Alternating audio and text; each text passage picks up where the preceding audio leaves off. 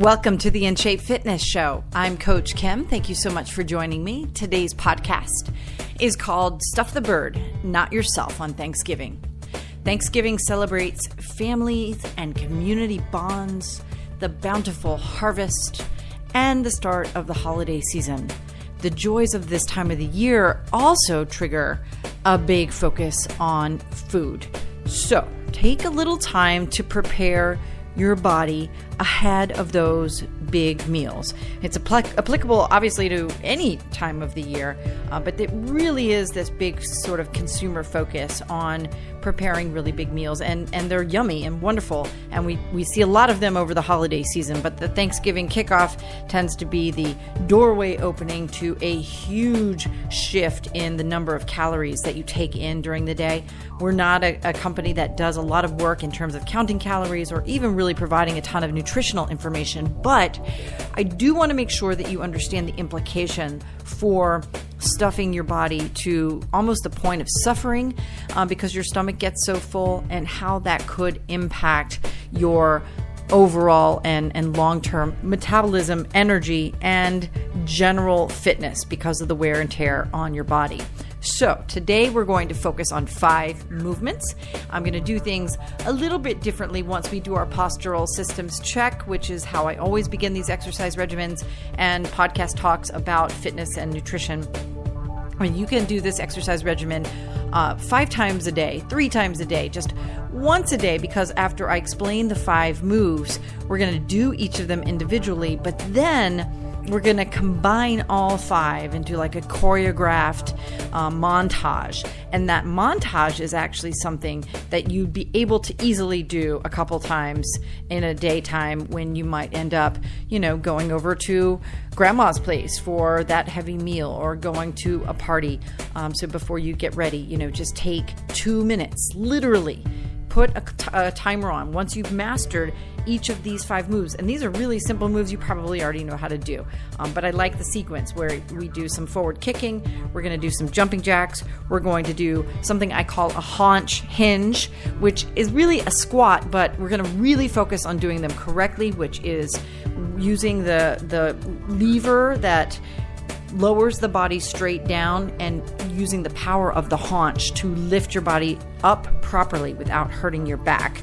A plank, and we can incorporate some push-ups into it if you want, and then something I call an archer's lunge. So we're going to do all of these exercises. Before we get started, I always begin with the postural systems check, and that is just because it helps engage your diaphragmatic breathing. So we start respirating with a little more efficiency because you're going to think about your breath. And despite the fact that it's built into our primitive brains that air comes into the body and air goes out of the body, oxygen in, carbon dioxide out. We all learned about this in photosynthesis in plants and how they're taking in carbon dioxide, giving out oxygen.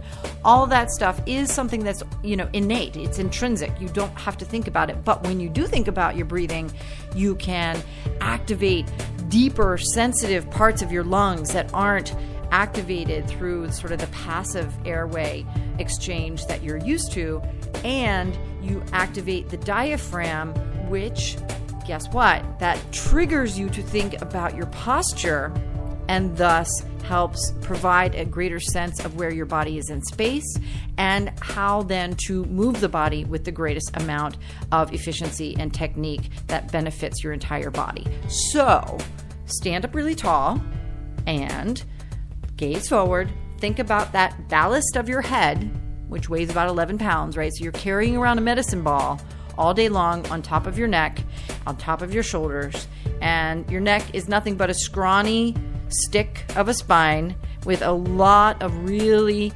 intensive, complex integrity. It's called tension all integrity. Buckminster Fuller designed the sort of architectural sort of components that help soft tissues, the support of something large and spherical sitting atop this sort of complex web of tendons and ligaments and soft tissue muscles in your throat. So think about that. Your ears and shoulders should line up as you gaze forward. Your chest is back. Your tummy muscles are tucked in. Your tailbone or pulled in. Your tailbone is tucked in. And then you're pressing into the floor with all four corners of your feet. Now, why is it that I call this stuffing? Take a couple of deep breaths, like 5 really deep breaths, inhaling through your nose and exhaling through your mouth. Stuffing the turkey. By the way, I'm not a food expert, so there are a lot of people that think with turkey, the bacterial content of turkeys and the potential to manifest bacterial content in poultry through the stuffing. They recommend that you cook stuffing outside of the turkey. I don't know, whatever you do. The one thing that is really important about your holiday meals, and any big meal, in fact, actually, even if you just go out to dinner on a regular day and you have an enormous multi-course meal put in front of you, the thing that happens with your stomach, which is not a huge organ, it is made of soft tissue and epithelial cells, and it's constructed, it exists to use digestive juices, enzymes, and the microbacteria that is inside of your gut to process all of the food coming into it. Now, if there is too much food coming into it, it's a little bit overwhelmed, first of all, in terms of the operation of breaking the stuff down, but also you stretch it out and it gets bigger. And thus, your peritoneum, the space inside your rib cage and around your trunk, is forced to kind of readjust, recalibrate itself in order to assume this larger organ and to ensure that there's enough plumbing, if you will, to process all the stuff that you're putting into it. So when you take small bites at your meals and you chew really well, slowly, have patience with your food and savor your food, thus swallowing small amounts and allowing your stomach to process everything efficiently, you're going to enjoy the meal more, and your body is going to benefit from that ability to be able to get through the process it needs to in order for you to function. So now you're going to start with some kicks. That's my nutritional advice for the holiday. Now we're going to just focus on the exercise part because that's my expertise anyways, and it's a lot more fun. Now, when you get your kicking going, what you do with forward kicks, there are a couple of variations, and if your ability levels are already pretty good, you probably already know that you can make like a kickboxer and lift your hands up kind of in front of your face as though you're protecting your face defensively. And you can either stabilize your weight on one side, on one leg, and lift up your left knee, for example, kick out the left foot with a flexed foot, and then put your foot back down and keep repeating with that leg. So you put your foot back down. You can even take a little recalibration step with each of your feet in order to re-power up, if you will, and lift up the left leg again. But you lift up the knee high, you're stable on the right leg, and then you lift up and kick your lower leg out with a flexed foot. And that is a forward kick. It's a kickboxing kick, really standard. We can do 5, 6, maybe 8 of them on one leg, and then switch to the other side. Note, I don't need you to time yourself in terms of or indicate a number of special repetition number, because it really doesn't matter. You're going to be moving. Now we're 9 minutes into discussing this workout, talking about Thanksgiving and nutritional sort of just a really significant, very, very important tip about what you do when you're at mealtime. Now we're going to take another 10 minutes and go through these exercises individually, and then we're going to take 2 minutes at the end to do that montage, which is hopefully what you'll take away from the podcast and do incorporate into your holiday, which by my count, I'm doing this podcast today on Wednesday, what is today, the 22nd or 21st of November. Thanksgiving is early this year. And that means that tomorrow, hopefully before even when you roll out of bed, get up and do this montage because it's going to help you feel better about your prepping for dinner and having dinner and enjoying your family and your friends throughout that process. So your forward kicks. Now, the other thing that you can do is an alternating forward kick. You can just lift up the left knee, kick out the left foot, and then recalibrate and shift to stabilizing on the left leg, pick up the right knee and kick out the right foot. Whatever it is you're doing, you want to make sure it's even on both sides, because there's a concept at my company, we call it pivoting. And the reason we call it pivoting is to emphasize that if you're right-handed, you probably have a right leg that's stronger than your left leg. I call it lame left leg syndrome. When exercisers who want to do things like run races or maybe participate in bike events or even swimming, and because after a period of time, the small muscles, the weaker side, gets tired first, the dominant side does more work. And that's why if you're right-handed and you're like a runner, you might experience issues like right hip pain or suffering and right knee issues. Even your right foot can sustain some suffering and pain simply because you're exerting more energy, more pressure on that side of the body. So you want to make sure that you work the left leg independently, you work the right leg independently. Now, we're going to do some jumping jacks. Oh, by the way, back to kicks for a second. If you're really, we're going to do the montage, so we're going to add some things in. But if you like kicking a lot, the other thing that you could do is to do a crossbody kick if you really want to amp up the energy level a little bit, or some side kicks. If you lift up the knee to the side, you can kick out to the side. So forward kicks, crossbody kicks, and side kicks are all really great ways. They lift your heart rate, obviously, they amplify your heart rate, they exercise your butt, your legs, and you get a bit of a stretch. When you really flex the foot, you'll feel the hamstring engage and stretch out as you extend the leg fully straight when you're kicking. Now, jumping jacks. So jumping jacks are tried and true. They are not sexy and super sophisticated in terms of what you might get if you go into a really specialty spa, but they are really easy to explain and they're really good for you because they also are plyometric.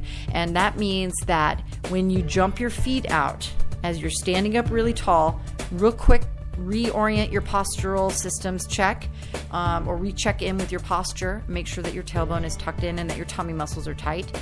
And then as you jump your feet out and lift your arms up over your head, touching up at the top, you can have a slight bend in your elbow, but you should try to straighten your arms above your head. That helps fully rotate your rotator cuff. It helps fully ensure that you don't have limitations in that upper body joint, right, in your shoulders. Now, if you do have some, obviously you've got to, modify to the extent that you need to bend your arms. You can, but as you jump out, the plyometric part is that when you press into the floor, when you jump your feet out, you activate the neurotransmitters that terminate in your feet, right? Your central nervous system is your brain, and then you've got this peripheral nervous system that has single-celled nerves. It's amazing that the body works this way, but your nerve cells can extend the length of your body because they terminate in your feet, they terminate in your fingers, and then they terminate actually in your genital area. But a significant number of them terminate all the way down in your feet. That's why reflexology is such a big Eastern medicine orientation or modality. And you activate those neurotransmitters when you stimulate them, and plyometrics is a really great stimulant for them. So those are jumping jacks. Do jumping jacks for 30 seconds. That's all you need to do. But 5 exercises a couple times a day is a really great way to keep your metabolism and your energy level going without chemical additives, right? Without reaching for the granola bar, which has a ton of sugar in it, without reaching for a latte or, a hot chocolate, or even like a vitamin water. Those chemicals, the sugar and the calories are fine for most people, a lot of people. I do it too. It's all good. But you can get a lot out of just moving around by stimulating your body. So The third exercise is the haunch hinge. I love using the word haunch. It's kind of a lost word. It's not something, if you pick up a C.S. Lewis book, and I know this because I have a 9-year-old who reads a ton. She eats words and for breakfast, reading all the time. And we read a lot of older kids' stories, which I love. And so you'll read sometimes about words like victuals and provisions and haunches, which are used, is a part of the body that combines the lower part of your trunk with the joint interaction of the hip and the femur. And so your butt and your legs, that gives your body power to lift up. And it's really not useful that much in human mobility that often, because we don't have the need to jump up and pounce on people anymore, to jump up and run away from an animal chasing us anymore. But when you do have that power that resides in the middle of your body, just below where your center of gravity is, that means that structurally you're sound, which means you mitigate the suffering that you might have by virtue of the sedentary lives that we live. Even as mobile as I am in the industry that I'm in fitness and run, I'm an exercise coach, and I work out in the field mostly with clients, either running in Central Park or running with them in their local gym spaces or exercising and with people all the time, but I'm still sitting for a couple of hours a day doing the administrative work that I do. And therefore, I get the sense of those lower back pains that you get because your butt sticks out a little bit, and that contracts your lower back. And then you've got those hip flexors that are supposed to be the elongation in front of your pelvis that connects to your spine, sort of wraps around and connects to the back of your spine. It's the front of the spine, but it's on your back. And it is, those hip flexor muscles are contracted when you sit. And because you sit for hours, they stay in that contracted, shortened sort of, position that makes them susceptible to pain and suffering and damage. So hips that are able to lower down into a chair and then stand up properly by pressing your heels into the floor and squeezing your glutes. That is a squat. To get into a full hip hinge, you've got to get all the way down to the floor.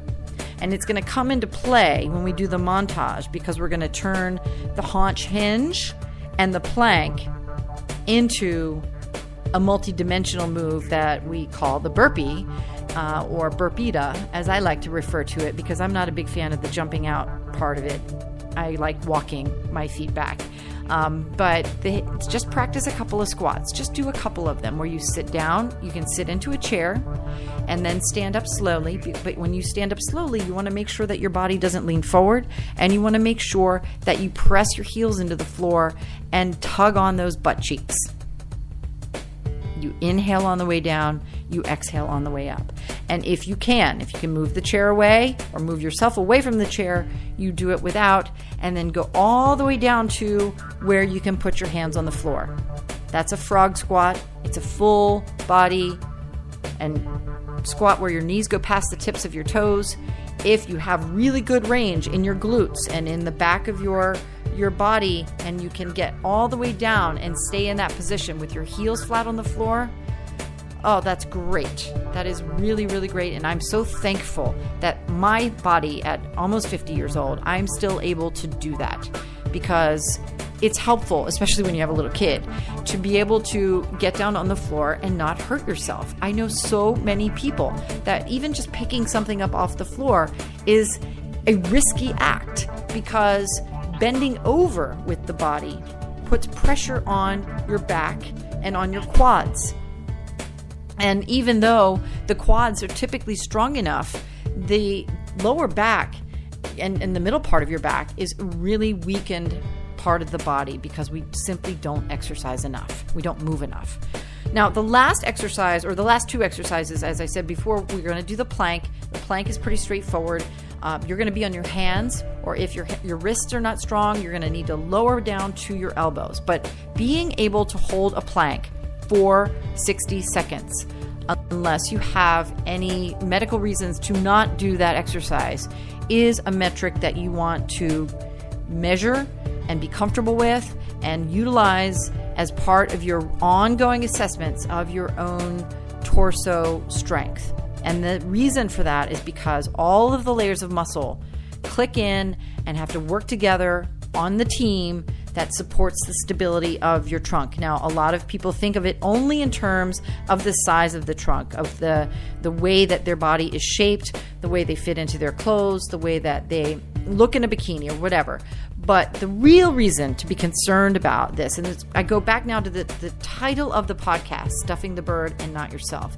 That is because when you begin to accumulate extra tissue, when you have gained weight and it stays in your abdomen,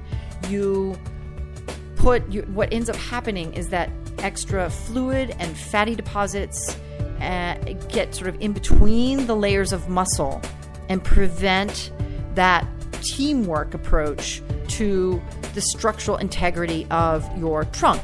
Now, your trunk is not just what holds you upright and looks good in your little black dress over the holidays. It also helps support your heart and your lungs and your digestive system and the rest of your vital organs. So you want that part of your body to function well. That is why the plank is so important. The last exercise is an archer's lunge, and I'm running late. I want to get to the montage. An archer's lunge is a lunge, but it's not a full bend of the knee. So even people with knee issues can do this one little move that, in all fairness, is more about the shifting of your visual dimension and your body's movement 90 degrees than it really is, and your hip opening than it is of your working independently the legs and the lunge part where you bend one of the knees. But you stand forward, both of your feet are forward, and then you pick up the left foot and you take a step to the left 90 degrees and then put your left foot on the floor about 2 to 3 feet away from your right foot. So you step up, turn to the left 90 degrees and step out, and then bend the left knee just a little bit. It's like if you were an archer, this is the position of an archer pulling on a bow. Your feet orient perpendicular to one another, and then your arms you're able to twist the torso so that you can pull back on the bows, on the arrow, and then release it in that sort of open-chested position. So you just repeat that a couple of times, and each foot. Again, you want to do the same number on both sides. That's the archer's lunge. It's really simple, and now we're going to do the montage because I really want to make sure that you have the opportunity to put some of this stuff together, because when it comes down to it, no exercise regimen is going to be sustainable if you're not interested in doing it. And for a lot of people, it's this sort of torture of knowing that you've got to do 20 squats or 20 push-ups, or, it's boring and it can get monotonous. So what we're going to do is we're going to do 3 kicks on each leg, then 3 jacks, 2 squats. Again, it doesn't have to be this way. We're going to go all the way down. After the second squat, we're going to go all the way down to the floor and walk out into a plank. Hold the plank for 10 seconds. Then stand all the way up and do 3 archer's lunges on each leg. And then you're going to start over. We're going to do it just a couple of times. So let's start with those forward kicks. You're going to start with your left kick. So we kick the left foot 3 times. Make sure that your back is straight, that your tailbone is tucked in, and that your tummy muscles are zipped up. Then switch. Your left leg is stable, your right knee lifts up. Kick out the right foot 3 times. Now 3 jumping jacks. Big double shoulder width position of the feet as you jump out, lifting your arms over your head, keeping your body straight, enjoying the feel of that stretch all the way up through the back, the traps, and your shoulders. And then we're going to take our time sitting into a hinge with our hips, our haunches, Sit down into a chair or not. Stand all the way up by squeezing those glutes and pressing the heels into the floor. Then go all the way down again to the floor. Put your hands on the floor. Now walk your feet back. Or if your feet are tired, you can walk your hands out, but hold a plank for 10 seconds. 9, 8, 7, 6, 5, 4, 3, 2, 1. Now bring your body back into the squatted position, and then once again, try to keep your feet straight. Press your heels into the floor, squeeze your glutes. Keep your torso straight. You don't want to bend over as you stand up. And then you're going to do 3 archer's lunges with the left foot. Remember, archer's lunge, you turn the body all with your head. So everything turns to the left, 90 degrees, face the left. And that dimensional change really helps bolster strength of your vestibular system, which is your orientation, your proprioception, and your equilibrium, and will benefit not just your metabolism, but also your sense of balance. Now you turn to the right with the archer's lunge to the right, and then we're going to go back. Now let's do 3 alternating kicks. So we're going to do left leg, then we're going to do right leg. This is the last one, left leg, and then right leg, left leg, and then right leg, and 3 jumping jacks. Remember, keep the tailbone tucked in and those tummy muscles pulled in, zipped up, and lift the arms up over the head as you jump your feet out. Then we're going to do, again, 1 standard squat or hip or haunch hinge, where you sit down into a chair, sit back, don't let the knees go past the tips of your toes, stand up, and then go down into the second one, all the way down to the floor, and rest in plank for 10 seconds. 10, 9, 8, 7, 6, 5, 4, 3, 2, and 1. Last 3 lunges of the archer's lunge version, and you're going to turn to the left as you step the left foot out to the left and then to the right. Again, any 5 exercises are perfectly fair game. I say 5 because 5 is a manageable number. You can hold one hand up and just imagine how little commitment you need to make to your body.